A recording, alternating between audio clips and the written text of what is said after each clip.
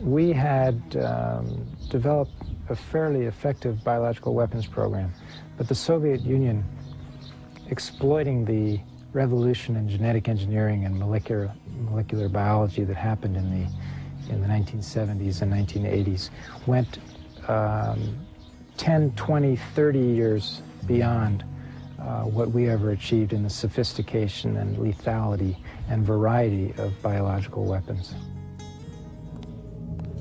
In laboratories like this one, Vector in Siberia, Soviet scientists were able to use modern biotechnology to combine traits from several organisms into one, even to create entirely new diseases unknown to nature.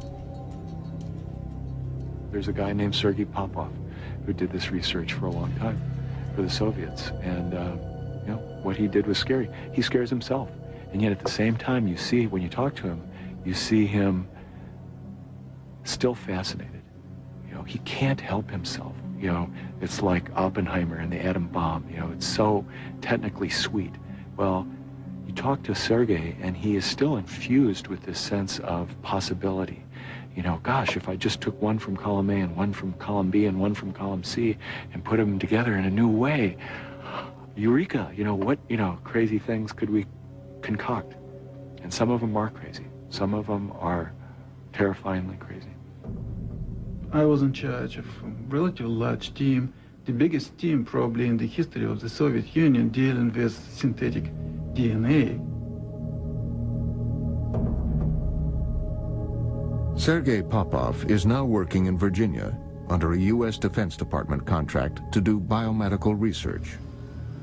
Right now we protect people from biological agents, but in the former Soviet Union we've developed for more than 15, 17 years, we've tried to develop more dangerous biological agents. The process is quite similar. It could protect people and it could be used to create more dangerous biological agents.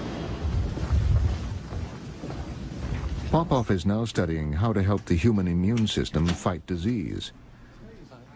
But as a bio-warrior, he turned the immune system into a killer.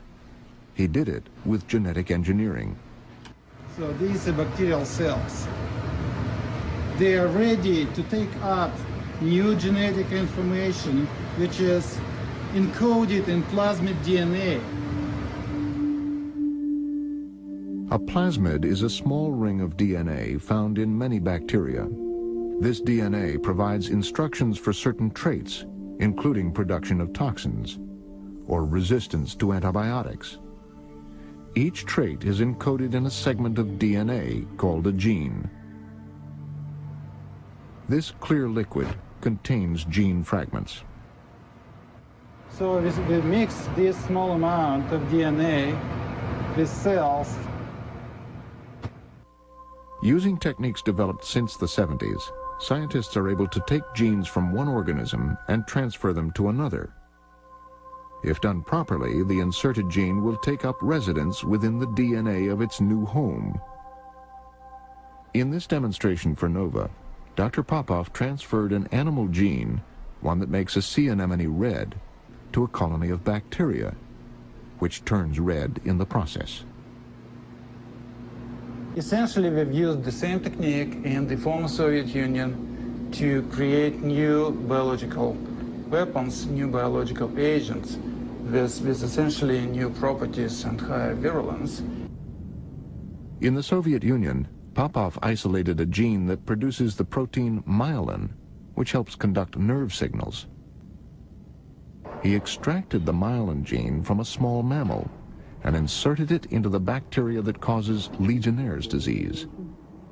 One of his projects at Oberlinsk was to take Legionella, this sort of mild flu bug in humans, and make it worse, right? It's better to say it's mild pneumonia. Mild pneumonia, yes, yes, like flu-like yes. pneumonia, yeah. It's pneumonia-like symptoms, yeah. And the agent which incorporated new genes was capable to induce absolutely new symptoms, which resembled in animals multiple sclerosis. Exposed to Popov's genetically engineered bacteria, Rabbits became ill with Legionnaire's disease.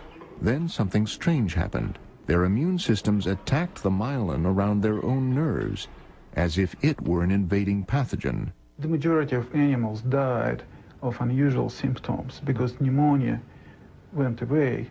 At the time symptoms developed, there was no bacterial agent inside the animals.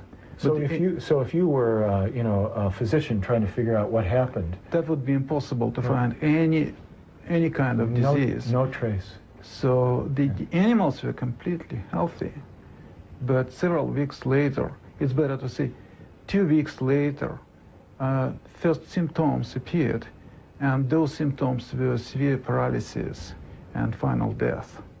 The terrifying thing for me as a science reporter is that, he turned this theory of bad bugs, of designer bad bugs, and made it real.